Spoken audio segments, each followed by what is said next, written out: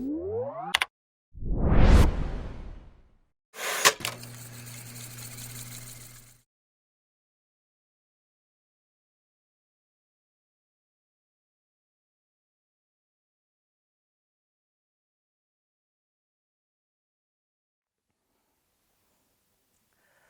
1920.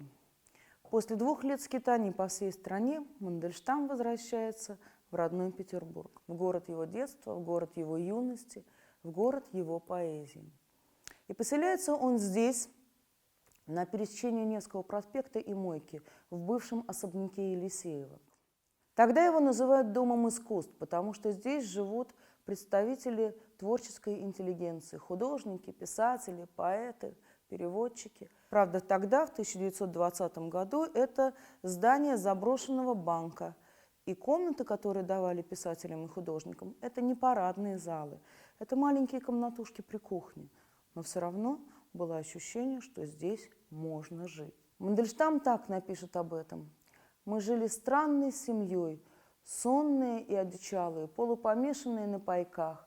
Это была суровая и прекрасная зима 1920-21 года». О ней Мандельштам напишет стихотворение по первой строчке, известное очень многим петербуржцам. «В Петербурге мы сойдемся снова, словно солнце мы похоронили в нем, и блаженное, бессмысленное слово первый раз произнесем». Для Мандельштама очень важно то окружение, в котором он опять оказался, потому что здесь и ближайший друг, личный друг Николай Гумилев, и переводчик Михаил Лозинский, и художник Михаил Добужинский, и Виктор Шкловский, то есть все старые знакомые, которые известны еще с дореволюционных времен.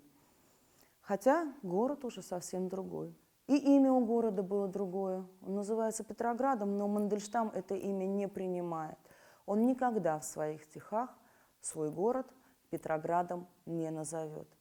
В Петербурге мы сойдемся снова, как будто мы попробуем вернуть прошлое. Но прошлое вернуть невозможно. Это сейчас фешенебельная гостиница с восстановленными интерьерами Елисеевского особняка, а тогда Дом искусств – это заброшенный банк, и эти комнаты пустые. Однако иногда зимой 1920 года прохожие могли видеть странную картину. Среди полного мрака соседних домов здесь был освещен один этаж, но освещен ярко, и к этому дому сходились, съезжались господа и дамы буржуазного вида. Швейцар, раскланиваясь, распахивал перед ними двери, и они исчезали в свете Елисеевского особняка. Здесь проходили литературные вечера. В этом абсолютно голодном, холодном, заброшенном городе звучали стихи, читали прозу. Поэтому тоже нужно было как-то жить. И это была возможность заработать в прямом смысле кусок хлеба. А еще, наверное, можно сказать, что здесь происходили похороны русской поэзии. Здесь заканчивался Серебряный век. В Петербурге мы сойдемся снова, словно солнце мы похоронили в нем. Солнце становится все меньше. Оно – лампочка в одном доме, доме искусств. Это действительно была одна из самых суровых зим в Петрограде 1920-21 года. Как вспоминала Анна Ахматова, петербургские вывески все были на своих местах, но за ними, кроме мрака, пыли и зияющей пустоты, ничего не было. Сыпняк, расстрелы, голод, сырые дрова, нетопленные дома, лица опухшие до неузнаваемости. Петербург не просто изменился, он превратился в свою противоположность. От блистательного прошлого пушкинского Петербурга остался только театральный шорох и запах роз, которые и войдут в стихотворение Мандельштама. Потому что ни запах, ни звук нельзя уничтожить никакими декретами. Это будет очень насыщенная театральная зима в Петербурге, потому что будут восстановлены дягилевские спектакли, например, Травинского «Петрушка», будет поставлена опера «Глюка», на которую ходил Мандельштам Петербуржцы хватались за красочные представления, как утопающий хватается за соломинку. Это было единственное, что становилось символом прошлого, уже ускользающего Петербурга. Этой холодной зимой Осип Мандельштам греется у тех же революционных костров, как когда-то Александр Блок.